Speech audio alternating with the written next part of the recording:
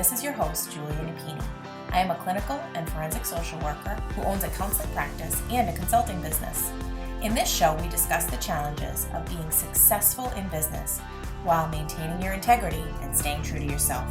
Join me while I interview other professionals and share insights from life and experience.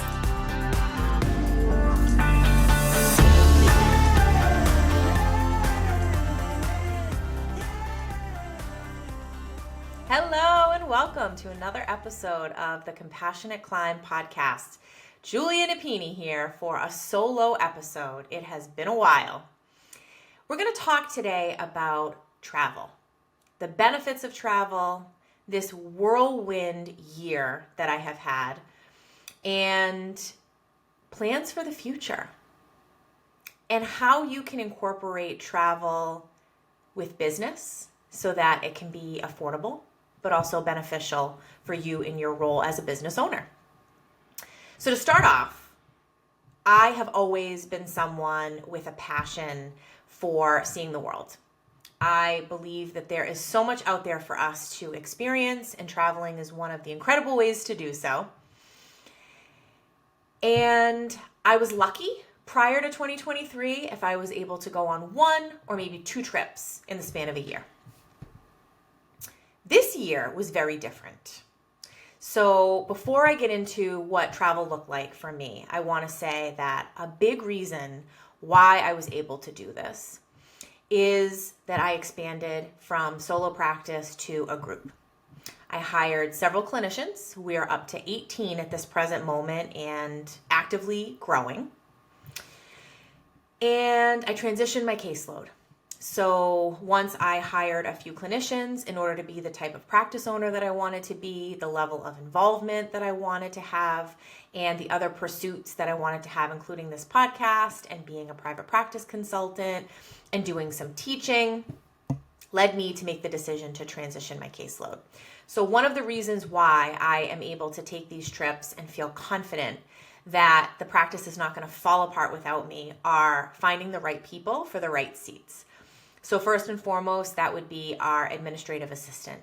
Having that person who is fielding inquiries and referrals, keeping schedules full, verifying insurance benefits, making sure that all of the initial intake paperwork is complete, and handling any account balances and collecting payments is invaluable.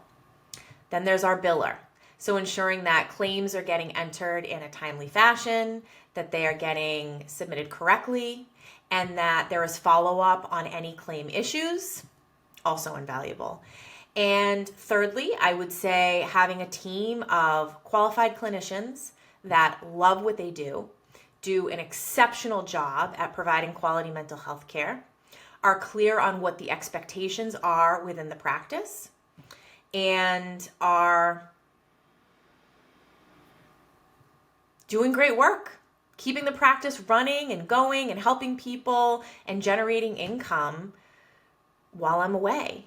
And I would say lastly, the clinical team lead that we promoted who could be a point person for clinical issues while I was away.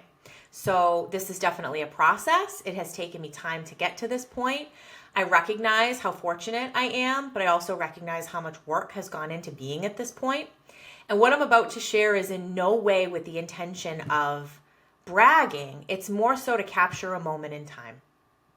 I have found podcasting to be an incredible opportunity for me to pause and reflect on where I've come from so that I never lose sight of my origin story, my purpose, my why, the meaning behind it all, but also for me to recognize growth and accomplishments because I am not somebody that will check in with myself about that on a regular basis.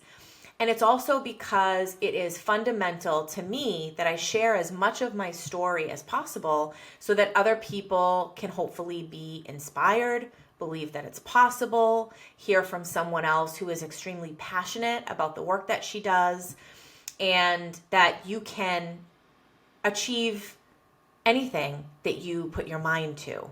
There are ways to do it. And if you persevere, and if you maintain stamina, it can happen. So I want to preface with that.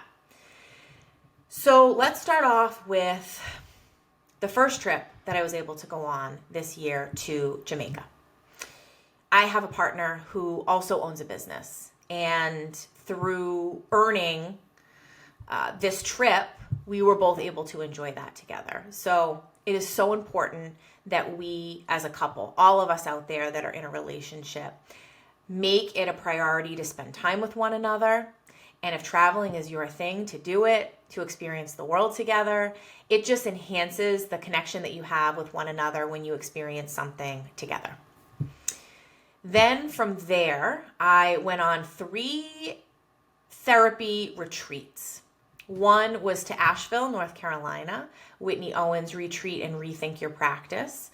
And that was mostly group practice owners with a strong focus on the Enneagram personality test that I have found incredibly helpful in all of my work and has really helped me to increase self-awareness and enhance my relationships with my team. I use it with consulting clients. I use it with friends and family. From there, I went to Charleston, South Carolina, Laura Long's Badass Therapist Retreat, and that was mostly solo practitioners who were either transitioning from insurance panels to increasing their private pay rates, or maybe had different projects that they wanted to work on, and it was incredibly inspiring, whether that be writing a book, starting a podcast, launching a program. Then I got to go to Kenya in Africa with Michelle Maturi. Whitney and Laura both have podcast episodes on the Compassionate Climb. So if you haven't listened to those, please do. There will be a future episode with Michelle, so stay tuned for that.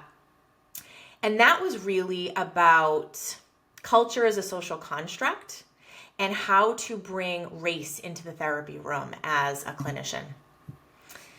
And the opportunity to immerse yourself in another culture. And I was fortunate enough to bring my fiance and my daughter on that trip so that they could be immersed as well. Was amazing. Then we just got back from an Alaskan cruise. We were able to bring 16 family members with us, including all of our children, parents, siblings. It was incredible. So true family vacation. Another opportunity that I would strongly encourage those of you to take. I know that it can be an expense. And I will say that one of the most significant things that I did to set myself up for financial success so that I could put money aside for trips like this was following Dave Ramsey's baby steps. So getting to a point in my life where I was debt-free and maintained a debt-free life, where I set aside an emergency fund. So I had 6 months of expenses set aside. And then I was able to obviously start saving for retirement, college fund for my daughter, and then start to set aside money for travel and trips exactly like this. So this was definitely thought out and planned. The retreats were just not necessarily something that I had anticipated. And fortunately, because the primary purpose was related to my job, there were trainings involved and consulting that I received, they were able to be tax deductible through the business, which is amazing. I have a summit that I'm headed to in Savannah, Georgia, the Wise Practice Summit put on by Whitney Owens in October. And so that'll round out this trip. So knocked several states off my list, and Alaska, which was a bucket list item, we were able to do a safari. And so again, I say all of this because I'm still in awe of all of it myself, but I'm seeing how it has transformed me, how it is making me a better person, but also a better leader, a better partner, a better parent. And I know traveling is not everybody's thing, but if it is definitely something doable. So the benefits of travel. I mentioned the Enneagram. Those of you who listen to the show know that I am an Enneagram 1 with a 2 wing, which means, so we're known as the perfectionist or the reformer or the idealist. We are habitual rule followers. We really appreciate structure. And we are constantly trying to make the world a better place. And that 2 wing is the helper. And so I'm inclined to put others over self. So travel for me is vital. I learned not that long ago that in order for me to truly unwind, relax, and reap the benefits of a trip, I have to travel. And it's really hard for me to do that when I'm home. So one of the biggest benefits that I have experienced with travel is creativity and inspiration. I am a creature of habit. I follow a routine. I attribute a lot of my success to that. And so travel throws us off. We have to get to wherever it is that we're going. Sometimes we are shifting to another time zone. We are following another schedule. We're oftentimes staying up later. Maybe we're sleeping in. And we are not responsible for a lot of those things that demand our time and attention when we're home, like laundry, grocery shopping, meal prep. And so I have found that I can be my most creative when I finally settle in. My mind is at ease. I very oftentimes get inspiration that I don't normally get when I'm in my everyday routine. So that's number one. I would say secondly, I always experience a perspective shift. For sure, when I'm immersed in another culture or when I am experiencing a place that I've never been before. But I would even say a shift from the day-to-day versus this kind of new norm for the time that you're away.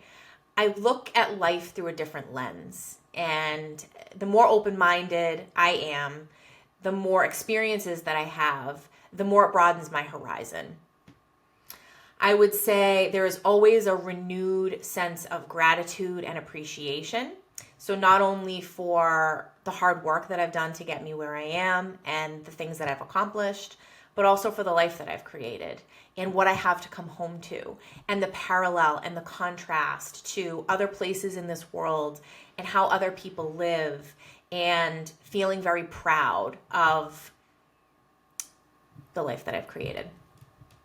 Creating memories with whoever it is that I'm traveling with, whether that's my partner, whether that is my child, whether that is other professionals. I have formed some incredible friendships, colleagues, connections that have resulted in podcast guests. And I'm really excited to see that continue.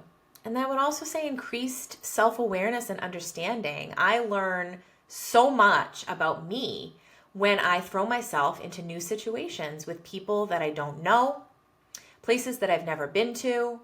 It really can test your patience when you're trying to navigate a new place. You don't know your way around. You're trying to find food or things to do or get to wherever it is that you need to go. And it can be really trying sometimes. And so it's really recognizing what makes me unique and sets me apart and the character traits that I have that are really helpful in those situations, but it also sheds light upon some of the things that I still need to work on, like patience, for example, which is not always easy. So with all that to say, I am really grateful for this year, and my hope, and something that I'm very clear on, success to me has shifted in time. And at this point, I can say that success from a business standpoint would be if I can get to a place where I am paid to travel. I'm not there yet, but I'm well on my way. And retreats are something that are very intriguing to me. Planning one myself, potentially speaking at some of these events in the future as I acquire more experience and have more that I can share. And so stay tuned for what's to come. I hope that those of you out there that do love to travel are making that a priority in your own life and finding ways to do that. I hope for those of you that want to, this was inspiring and reaffirming that if you want something bad enough, you will find a way to make it happen. And I can honestly say that there is not one trip I've ever taken that I look back on and regret at all. So for those of you out there who can relate to any of this, I wish you well on all of your adventures, and I appreciate you staying along for mine. So thank you for listening, and until next time, keep on climbing. If you like what you're hearing, please rate and review. This will help others find us and benefit as well. The Compassionate Climb podcast represents the opinions of Julia Nepini and her guests. The information provided is intended for educational purposes only and should not be taken as legal advice. If that is what you are seeking, please consult an attorney.